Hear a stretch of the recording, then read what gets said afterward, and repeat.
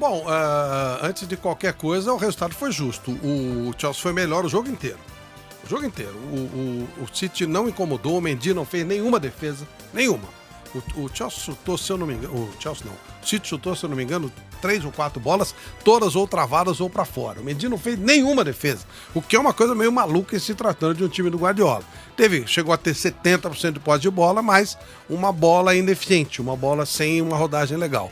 O Guardiola apostou em não colocar nenhum centroavante e também nenhum volante, e acabou perdendo a marcação e não tendo força ofensiva. E o Tuchel fez o básico, né? Fechadão, contra-atacou, mas ele fazia isso com muito talento. O time dele foi muito bem. O gol foi um golaço, já tinha criado pelo menos 2 ou 3 outras oportunidades. Eu torci muito pelo City, mas não dá para contestar a vitória do Tuchel. Aliás, é o terceiro técnico alemão a ganhar consecutivamente. Sim. Né?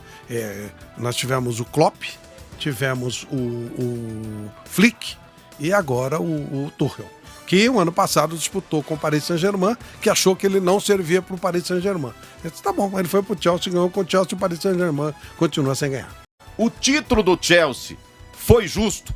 Acontece o seguinte, poucas pessoas, né, para não dizer ninguém, talvez nem o Thomas Tuchel, ou Tuchel, como queiram, a torcida do Chelsea, provavelmente também não, ninguém apostava no título do Chelsea antes da competição começar. Quer dizer, o Thomas Tuchel foi contratado para iniciar um trabalho olhando lá para frente, para o futuro.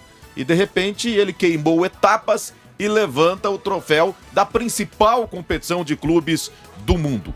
Qual foi o maior mérito desse time do Chelsea? Flávio. Bom, lembra muito a campanha de 2012, quando eles também ganharam a Champions nessas condições, né? Era um time desacreditado.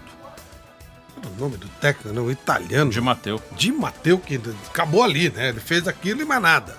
Estava improvisado, entrou no meio da competição e a coisa foi andando, rolou. E eles conseguiram o absurdo de ganhar do Bayern de Munique, dentro de Munique, com o gol do Drogba. Negócio impressionante. E dessa vez foi a mesma coisa. Um campeonato inglês muito discreto, mas na Champions o time sempre competitivo, sempre cumprindo bem a parte dele, passando sempre com relativa facilidade. E o curioso é que com o time do Guardiola, isso aqui é o mais curioso, né? Eles jogaram recentemente 3 vezes e o Chelsea ganhou as 3. Então você fica com aquela história, caramba, o Guardiola é o maior técnico da história do futebol. Mesmo que tivesse perdido 5-0 hoje, isso não mudaria nada, porque é o maior técnico da história do futebol.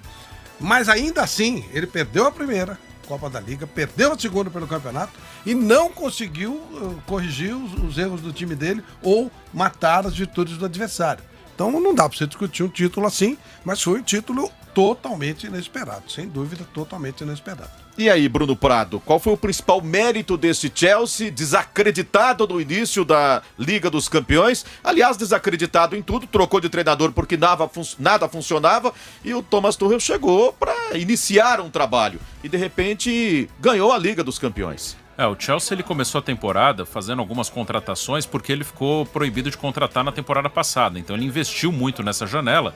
O Havertz, que fez o gol, chegou nessa janela. A janela de início de temporada, né? O Timo Werner chegou, o Thiago Silva, enfim, de contrato com o Paris Saint-Germain, o Pulisic chegou.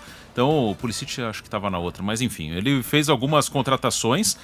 O goleiro Mendy, mas não era um dos favoritos ao título da Champions League, né? Antes da competição você colocava ali o próprio Manchester City, o Bayern de Munique, o Paris Saint-Germain, o Liverpool, acho que tinham times que eram apontados. O Real Madrid e o Barcelona você coloca mais pelo peso, né? Mas já não estavam entre os melhores.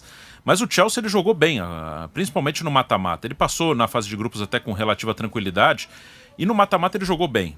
Não é o melhor time da Europa, tanto que no campeonato por pontos corridos ele sofreu para se classificar para a Champions. Ele brigou ali com o Leicester e com o Liverpool até a última rodada e classificou até com certo drama entre os 4 da Premier League. Mas no mata-mata, que é outro tipo de competição, eles foram muito bem. Eles pegaram o Atlético de Madrid nas oitavas e foram bem superiores ao Atlético de Madrid.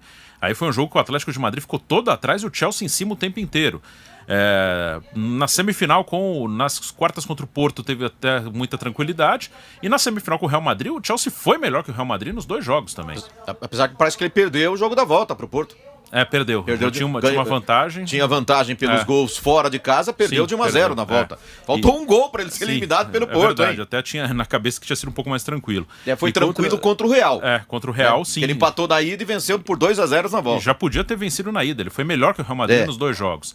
E pressionando o Real Madrid, atacando. Eu não vejo esse time do Chelsea como um time retranqueiro, defensivo. Claro que no segundo tempo, hoje, principalmente, ele ficou mais atrás. Ele tinha uma vantagem, ele sabia que o Manchester City atacaria. O Manchester City gosta de ficar com a bola e teria a defesa bem adiantada. E ia usar os contra-ataques, isso é normal. Mas no primeiro tempo foi um Chelsea agressivo na marcação, ele marcando na frente, dificultando a saída do City. Ele é um time não de circular a bola, ele não é um time que fica com a bola, até contra o Atlético de Madrid foi assim. Mas ele é um time que principalmente ele marca muito forte, ele fecha bem os espaços e acelera muito rápido. E essa marcação não precisa ser necessariamente atrás para contra-atacar, ela pode ser lá na frente, como foi em boa parte do primeiro tempo. Eu acredito demais esse título ao Thomas Tuchel. Sim. Claro. Assim, há jogadores que, por exemplo, que eu gosto demais, que vestem a cabeça do Chelsea hoje. A história do Kanté, que a gente vai tratar, merece um capítulo à parte. Vamos falar disso, vamos falar dele na sequência do nosso programa, da nossa programação.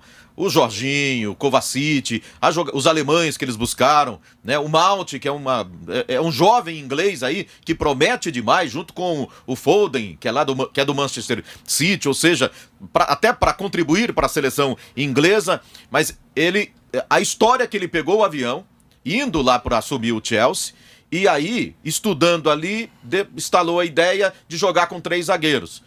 Para colocar o Azpilicueta do time, porque é um jogador que o grupo adora, que o elenco gosta demais.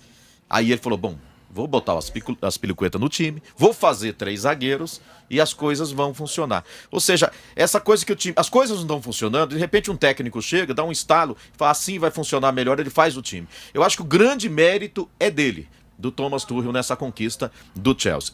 Eu também não acreditava, em nenhum momento eu coloquei o Chelsea na minha relação nem de favorito, nem de possível favorito, nem de nada. Para mim era time para passar da fase de grupos, porque é um grupo teoricamente fraco, né? E talvez ficar nas oitavas, né? E ele chega à decisão e ganha o título. Para mim, uma grande surpresa.